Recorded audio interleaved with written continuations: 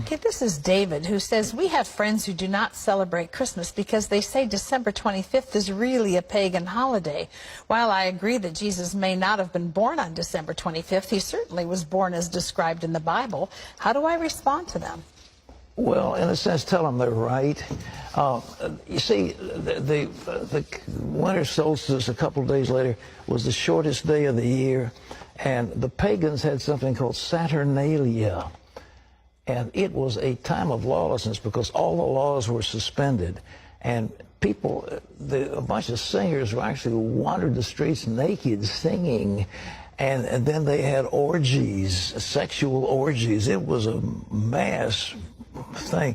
Well, when the Catholic Church came along in Italy, the Romans and others didn't want to give up their holidays. So they said, okay, we'll Christianize it.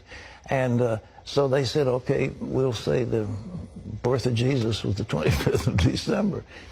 And then there was a monk who began to add it up. You see, if you read in Luke, it says there's a census taken when Quirinius was governor and so forth and so on. And they could take those leaders and figure the exact time dating from the foundation of Rome. And that's when the dates were established. And so they get pretty close to the date.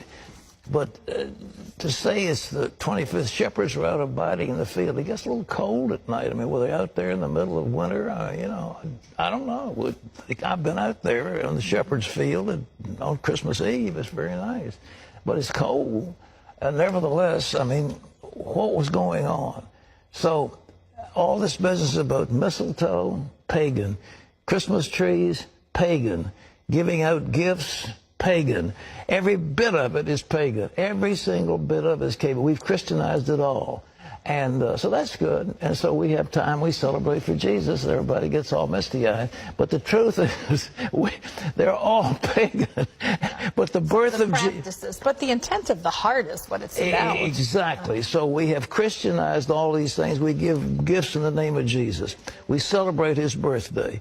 And it's a nice thing. And so I'm very delighted. And I like Christmas. But I tell you, the best Christmas I ever spent in all of my life, my best Christmas, all of my life, was spent in Jerusalem when we had no Christmas ornaments, none of this stocking, none of this, all this stuff.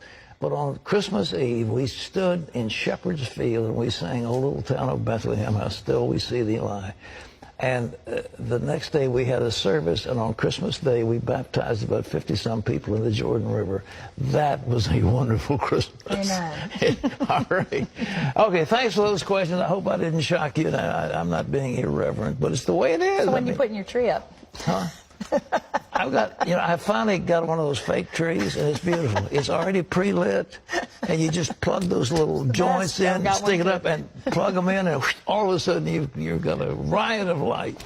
I like all the decorations. The Founder's Inn is just loaded with decorations. It's very pretty. But pagan. But all to celebrate Jesus. Yeah, but Christianized pagan. All right.